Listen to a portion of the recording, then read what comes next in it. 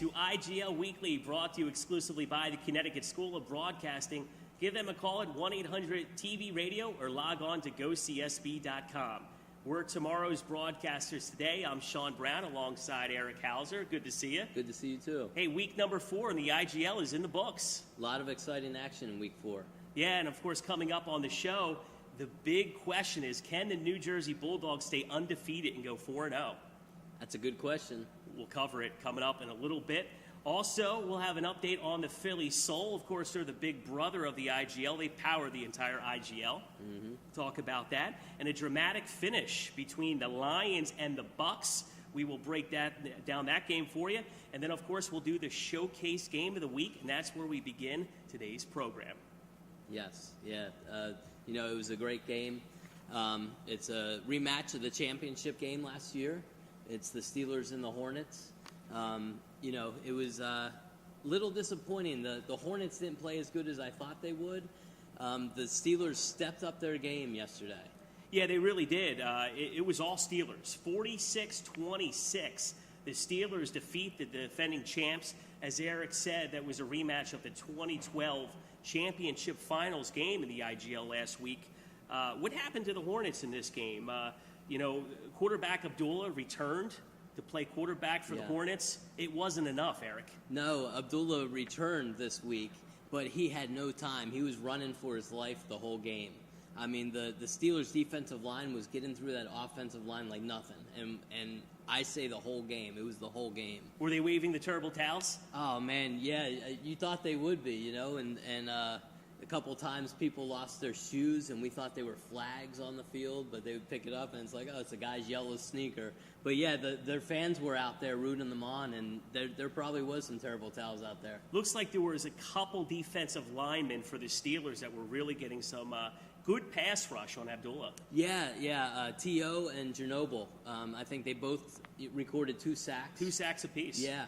They were beasts yesterday, and they got through all game, and like I said, Abdullah had no time to do anything, really. He did what he could, and, even their running attack. We always talk about how they're probably the best running team in the game in this league, and they couldn't do anything. They couldn't get started. Yeah, the Hornets really like to run the ball, and they really just weren't unable. That's a big part of their offense, Erik, and they were unable to get it going. Why not? I think it was because they were able to contain Abdullah. Abdullah can make some moves with his feet. They were in the backfield the whole game. So if they're in the backfield, the running backs in the backfield, they're not going to be able to get started. So basically the defensive line was doing a good job not only getting pass rush, but also stopping the run game. Yes, and I would say the Steelers' defense in whole did a great job, Steelers, this week. And, they stepped up the game. They had a bad taste in their mouth after that championship game last season. They kind of circled this game all year, and you could tell they really stepped up. And the Hornets, they kept it close at the beginning, but, they didn't have much of an answer for them. Now, we talked about the Hornets liking to run the football. They were unable to get it going, but their running back, Frazier, he's one of the top running backs. So far in the IGL, who is the best running back in the IGL? You know what? I still favor Frazier. I think because of his size and his quickness and how good he is with his feet, I think he's very good. But the Steelers found a way to stifle him, and he couldn't get going yesterday. And the other one, I think, is Foxworth from the ASI Panthers. Yeah, I'm going to go with Foxworth, number 30 of the ASI Panthers. He's been a beast. He's really carried the load. The Panthers are another team that like to run the ball, so I agree with you. I think they're the top 2 rushers in the league so far. Now, the game was lopsided as far as the final score was concerned, but the Steelers were really having a difficult time pulling away in the first half. Yeah, it's and I think despite all the good things that they did. Yeah, they were doing well. Their defense was playing great, but the Steelers did some things, especially on offense, that it almost seemed like they should have scored more than they did, and that was the feeling throughout the whole game. They won by 20 points. It seemed like they could have won by 50. Why weren't they able to put more points in the board in the first half? You know what? The Hornets defense played well. I think they forced the Steelers into some, they were kind of shooting themselves in the foot a few times. Right. They couldn't get things going. Didn't seem like they were quite on page sometimes. I saw that too. Yeah. And then the second half, it's like it was like a well-oiled machine all around. Yeah, and then, of course, midway through the third quarter, the Steelers finally start to get it going. They pulled away a little bit. Yeah, it's, things were clicking. Really good play out of their defensive line. Davis, one of their D-backs, he got beat early in the game a couple times, but he made up for it. I mean, he played really well in the second half. All right, well, we have to take a quick break, but when we come back, can Coach Turkle's Bulldogs go to 4-0 on the season? We'll have the answer for you as CSB's Darren Winberg joins us on the other side to discuss as CSB's IGL Weekly rolls on right after this. So you've been thinking about changing careers. Well, now's the perfect time to check out Connecticut School of Broadcasting. Almost everything you hear on the radio, everything you see on television and on the internet was made by a creative team of audio and video professionals. Connecticut School of Broadcasting can help you switch from your current career path to the more exciting world of audio and video production. Come in and see what a career in broadcasting is like and see if it's right for you. Connecticut School of Broadcasting has a campus right here in Cherry Hill. Call 1-800-TV-RADIO or visit gocsb.com. Welcome back into CSB's IGL Weekly, and as promised, joining us on the set is Darren Winberg. Good to see you again. Good to see How you, you boys. doing? Thanks for having me back. I appreciate it. Welcome to the show. Looking like Craig Sager there with that wardrobe. I think I'm so, impressed. but I don't know if Craig Sager has anything on me. Nice jacket, buddy. Nice jacket. You're here to discuss the Bulldogs game with us, and the big question that everybody's asking this week, can the Dogs stay undefeated and go 4-0? We found out emphatically yes. Yes, it was a big yes. As the game started off a little bit slow, but attrition paid off, talent paid off, and the game was pretty lopsided in the end. 40-18, Erik. Yeah, well, it didn't quite start off slow. The first play the Bulldogs had of the game, they threw a bomb with Dijon Thomas, and he had another great game. And they looked well. They scored some points first quarter. Second quarter, they slowed it down a little bit, and they kind of stalled in the second quarter. They stalled, and it kind of goes back to where last week they had the whole first half was kind of slow, and now the second quarter it's a little bit slow. So you're starting to wonder, what is it with this team where they have a lull, whether it be a half or whether it's just a quarter? What do they need to do to make it not happen? They seem to be having difficulty getting started. And in this game, they really had a good first quarter, but they slowed down in the second quarter. Yeah. Consistency for 4 quarters is what they really need to work on. Right. Can they put a 4-quarter game together? And if they do, that's even scarier because they look good as it is. They could be real dangerous. Yeah. And they're 4-0 with putting, 2.5 quarters together? So Let's talk a little bit about the players of the game. Quarterback Mike Merritt does it again, throws for 5 touchdown passes on the day. He's really doing a great job leading the Bulldogs offense. Yeah, Darren, he's a solid quarterback. He didn't start the season off with them. And Bartok went down with injuries, and he stepped in really well. he stepped in really well, and him and Dijon have developed a real chemistry with another. He got 2 touchdowns, like you said, the first play of the game. Yeah. Threw a bomb to him. It was amazing. Great call. And I asked Coach Turk. He said he scripted the play. So Yeah, of course. Yeah, he played really well again, though. I agree with you. How about Denzel Jones, number 6? He seems to be doing a great job every week. He's been in a lot of the highlights. How's he playing? Yeah, he played well. I mean, their whole defense played really well. Denzel, he's one of those cornerbacks. He closes in on the ball. He's got speed.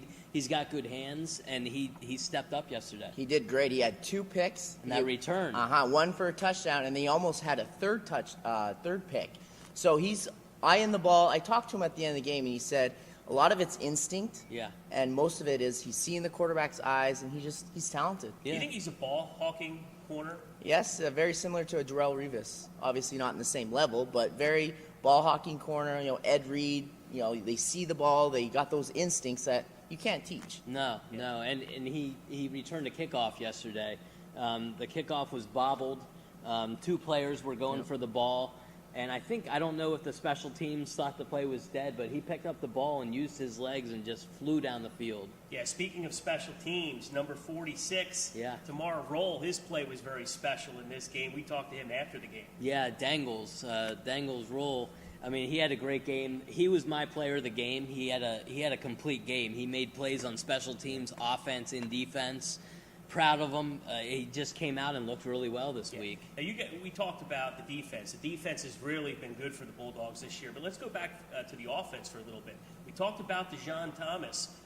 Omar Clark has still not played at wide receiver for the Bulldogs so far this year. Talking to Coach Turkle after the game, he seems to think that Omar Clark has big receiver potential, similar to DeJon Thomas. Yeah. Well, Can you imagine the offense when he gets healthy?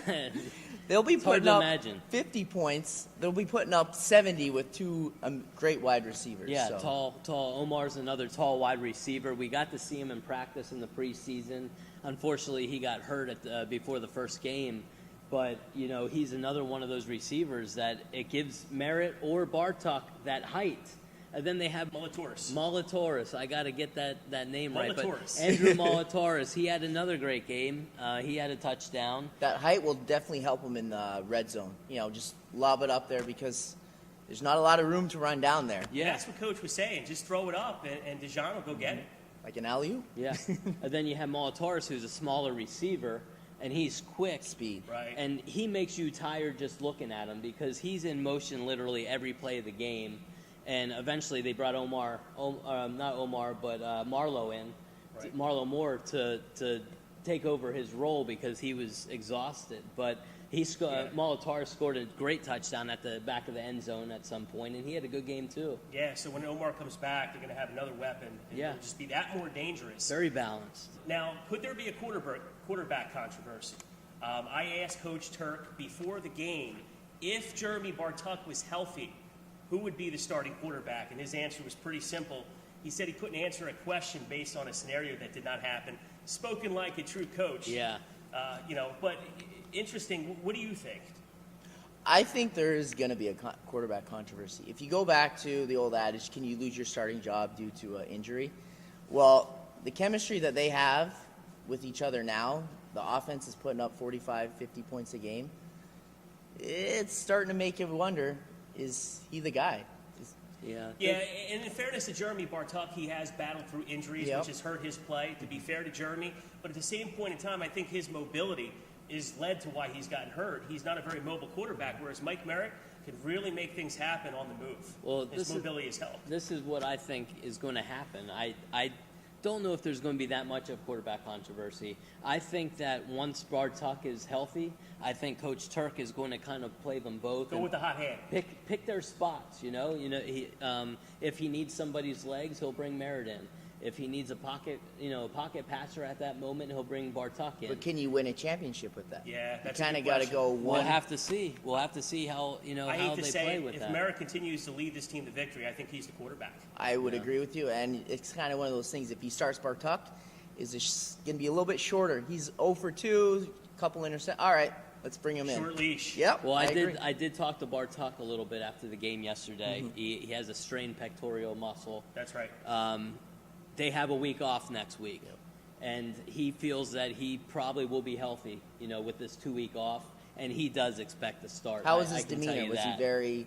He's confident. He's confident that when he's back, be. he can start. He likes Mike Merritt. They played together before, apparently, and he likes the fact that both of them can play well.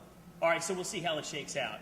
All right, we got to take a quick break. When we come back, we'll have a Soul update. We'll give you their score of their most recent game, and also a nightcap at the Wells Fargo Center between the Chiefs and the Panthers. That's next as CSB's IGL Weekly continues. So you've been thinking about changing careers? Well, now's the perfect time to check out Connecticut School of Broadcasting. Discover the exciting world of audio and video production. They have a campus right here in Cherry Hill. Call 1-800-TV-RADIO or visit gocsb.com. And we're back in the house. Final segment of CSB's IGL Weekly alongside my co-hosts Erik and Darren. I'm Shawn Brown, and the Soul, they had a game. They won 61-51 over the Orlando Predators to go to 4-4 on the season. Yeah. Even Steven for the Soul. How about that Tiger Jones? He's having a great season. As a matter of fact, their stats team gave me an updated stat. He is now the second all-time receiving leader in the history of the Philadelphia Soul is Tiger Jones. About that. That's impressive. Behind Sean Scott. He looks good. He does look good. He's having a great season, very fast, and doing a great job leading the Soul there. So, but there was a nightcap at the Wells Fargo Center, a late game, if you will. We got to stick around for a game that started around 10:30, and it was the Chiefs and the Panthers. Yeah. This was a pretty good game. A little lopsided in the first half. It was all ASI Panthers. It's interesting because I don't know if you guys saw this, but before we get into the game, they did bring a steady kicker into the league 2 weeks ago. Did you see that? I did, yeah. His name is Shawn. He's got a really good leg on him. A lot of times he'll kick it through the end zone, and, it helps a lot of these teams because they don't have kickers on these teams, so they put different guys in there to try to kick, and a lot of times it goes out of bounds. So I think they're doing onside kicks when really it's kicking real good. Exactly. Yeah, so this helps them out, I think. Yeah, and Shawn's he played his college ball at Monmouth, and he's doing a good job for the league. I noticed he kicked all 4 games, in week 4. And by the last game, the Chiefs and the Panthers, he was kicking a few kicks out of bounds and a little short of the goal. And he'd come over, he was sitting right in front of me, and he'd throw his helmet down. He seemed to be a little frustrated. But that's a tough job when you have to kick all 4 games, not to mention a layover between games 3 and 4. Yeah. I think he did a good job. Yeah, I mean, you're kicking for 8 teams.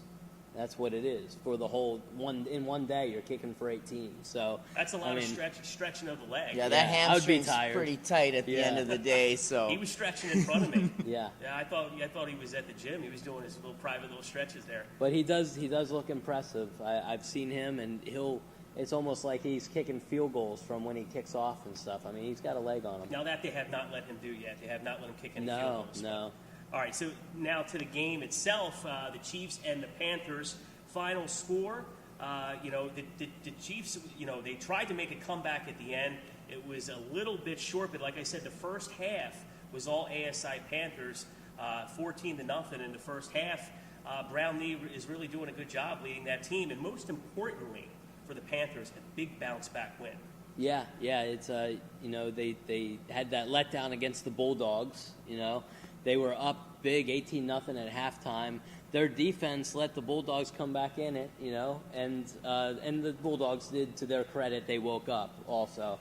But the same thing kind of happened, and you wondered, could they hold on to this lead? Yeah, that was important. Yeah, was the defense going to allow them, as they did last week, to kind of fold under the pressure? But as we see, they only gave up 12 points in the second half, so the defense stepped up. Coach Mattis must have got on them a little bit and say, don't let this happen again. Exactly. Right. And in the first half, they kept the Chiefs, who are a good offensive team, off the scoreboard. They scored 2 touchdowns, did the Panthers, in the first half, and they also sacked quarterback Tyreek Smith in the end zone for a safety at the end of the first half. So their defense, ASI's defense, really played well. Yeah. Chiefs are a tough team offensively. They are. I think I speak for all of us. We figured that this would be a great game because of Tyreek Smith, his abilities, and the Panthers are a good team. We've seen them up close, and they're a good team too. So it's a matter of, they figured out Tyreek Smith, I think. They contained him, and that's what you have to do to beat him. And the Bulldogs did the same thing.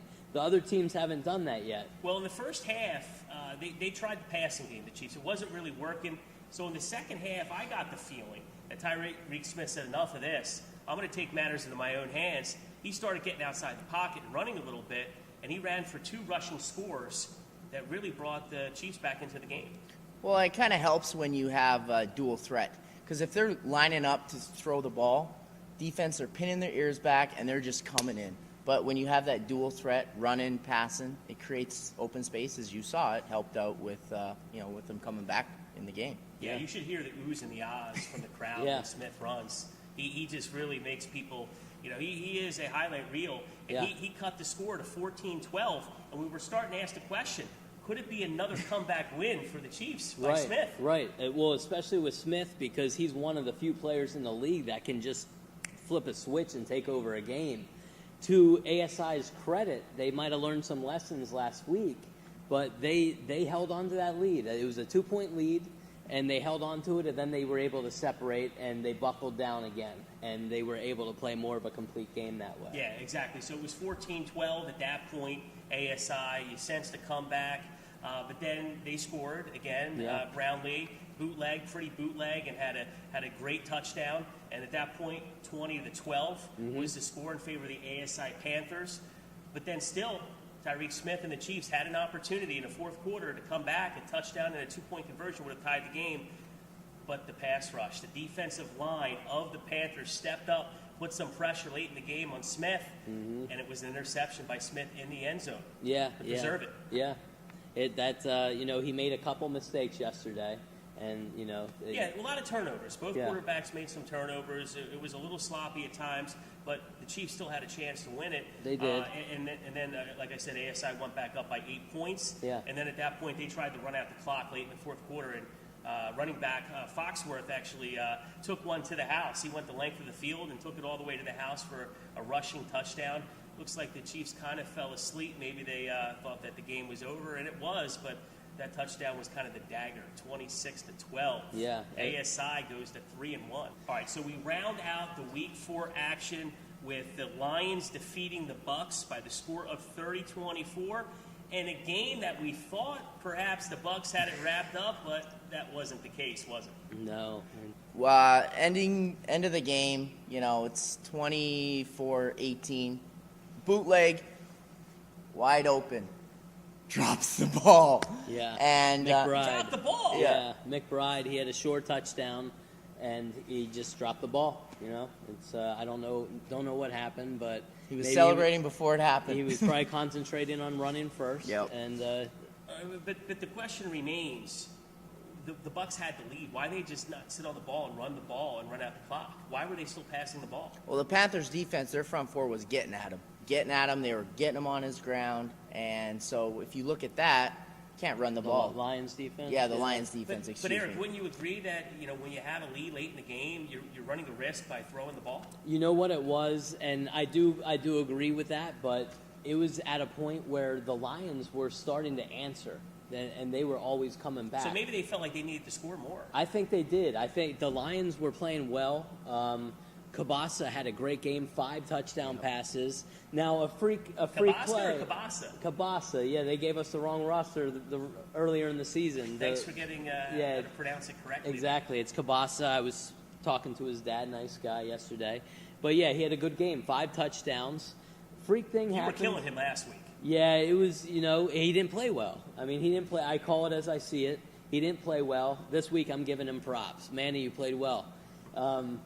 But a freak thing happened. I mean, they were down by 6 with 20 seconds left in the fourth quarter. Kabasa throws a long pass. It got intercepted for a split second. And number 28, Hanif Anderson, takes the ball out of the defender's hand and runs it in for a touchdown. It was a crazy play. 2-point no good. Went to overtime. Prayer was answered, basically. Yeah, so it went to overtime. So I think Camden should have lost the game, but they did. It was a freak play. It happens. They took it to overtime, and they ended up pulling out at the end of the game in overtime to win. What happened with this Josh Boyd play? Josh Boyd, he's a real good player. He had a good game this week. It was in overtime. There was a interception was thrown. Right. He intercepted the ball and ran it to the 1-yard line, He had which 2 set up the score. interceptions, too. Yeah, 2 interceptions in the game.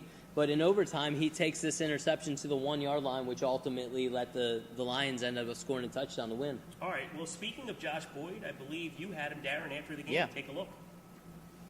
It's Darren Wimmerg live from the Wells Fargo Center, where the Camden Lions just pulled off an amazing victory. How does it feel, Cameron? Feels good. Feels good because we had to show heart at the last quarters. A lot of people had their heads down, but we had to keep fighting. That's it. Now, you had the interception in overtime, and you had the touchdown. All I know was you got to show heart. You got to show heart because if you don't, they could have easily won, I flew to the ball. I was falling. I felt like I was going to fall down, but I had to keep pushing. That was it. Now, last minute, take us through the last minute. You guys were down.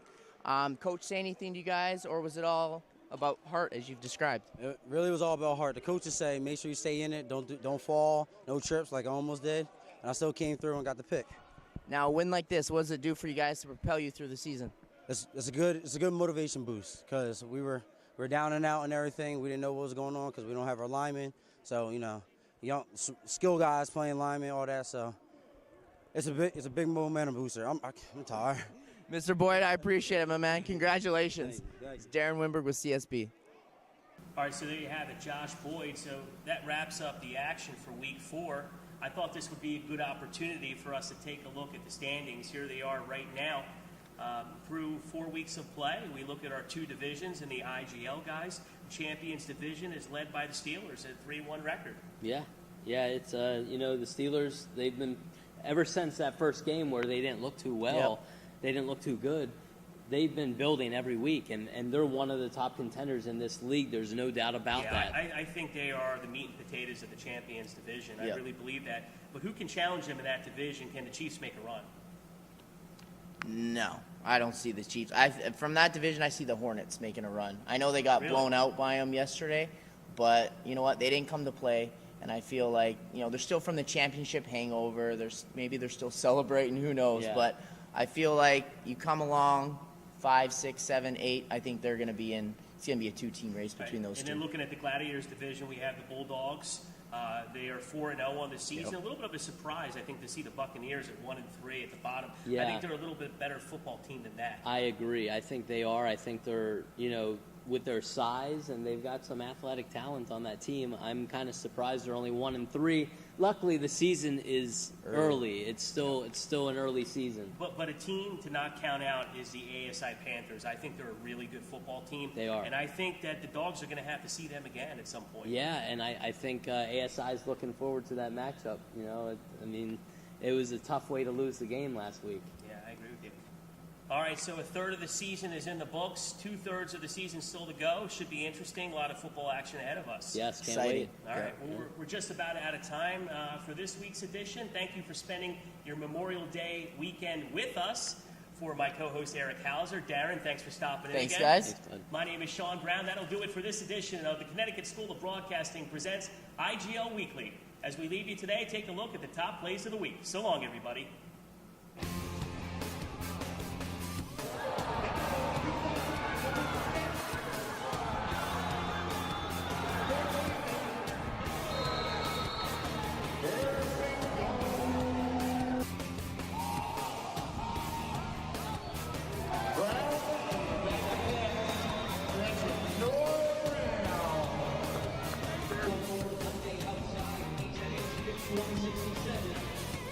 Your lights are flashing.